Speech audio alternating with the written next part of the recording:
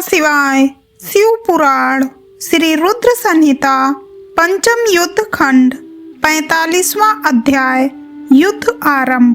सनत कुमार जी बोले, हे व्यास जी, जब इस प्रकार अंधक के उन तीनों मंत्रियों ने वहां आकर अंधक को सब बताया, तब क्रोधित होकर वह स्वयं वहां जाने को आतुर हो गया। तब मदिरापान करके वह अपनी विशाल सेना को साथ लेकर मंद्रांचल पर्वत की ओर चल दिया। वहां रास्ते में उसकी मुठभेड़ भगवान शिव के वीर गणों से हुई। उनमें बड़ा भारी युद्ध हुआ। शिव गणों ने दैत्य सेना को मार मार कर वहां से भगा दिया। वीर बलशाली दैत्य विरोचन, बलि, बाणासुर, सहस्त्रबाहु आदि बड़ी दृढ़ता से लड़े, परंतु शिव गणों ने उन्हें वहां से खदेड़ कर ही दम लिया। उस समय वहां की धरती रक्त से लाल हो गई। जब असुरों की सेना ने देखा कि वे किसी भी प्रकार से शिव जी के गणों को नहीं हरा पाएंगे, तब वे स्वतः ही वहां से लौट गए।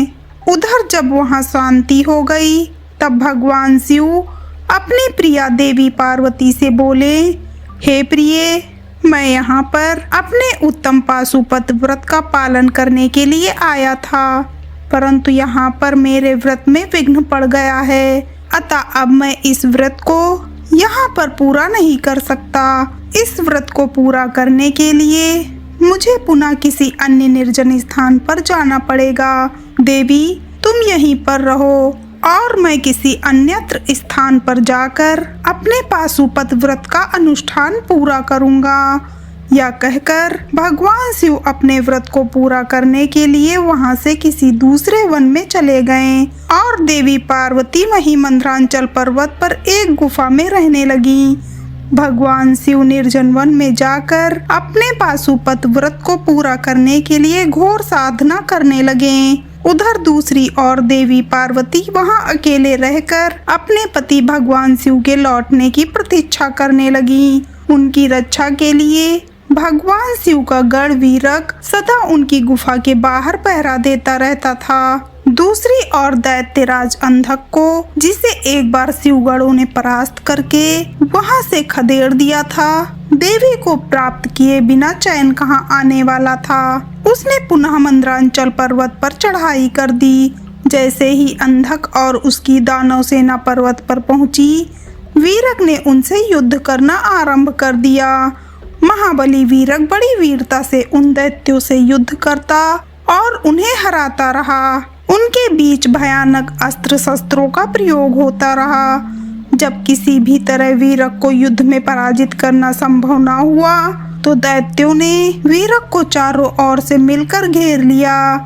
जब गुफा के अंदर बैठी पार्वती देवी को यह ज्ञात हुआ कि उनका प्रिय रक्षक चारों ओर से दानवों से घिर चुका है, तो उन्होंने अलौकिक रीति से ब्रह्मा, विष्णु और देवताओं का मन में स्मरण किया।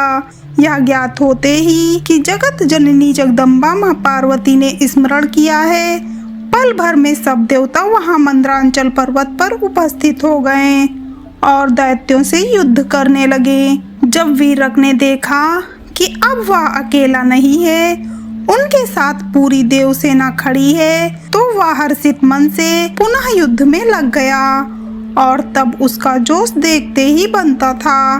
देवताओं में ब्राह्मी, नारायणी, ऐन्द्री, वैश्वानरी, याम्या, नैऋति, वारुणी, वायवी, कौबेरी, यक्षेश्वरी और गारुड़ी देवी का रूप धारण किया हुआ था। अनेकों आयुधों से सुसज्जित होकर वे युद्ध कर रहे थे। इस प्रकार इस भीषण युद्ध को चलते चलते कई हजार वर्ष बीत गए। देव सेना जितने भी असुरों को मारती, दैत्य गुरु शुक्राचार्य अपनी मृत संजीवनी विद्या से पल भर में उन्हें पुनः जीवित कर देते। इस प्रकार दैत्य सेना न कम हो रही थी और ना ही हार मान रही थी। युद्ध दिन प्रतिदिन और भयानक होता जा रहा था। भगवान शिव भी अपना पाशुपत व्रत पूरा करके वहां मंद्रांचल पर्वत पर वापस आ गए।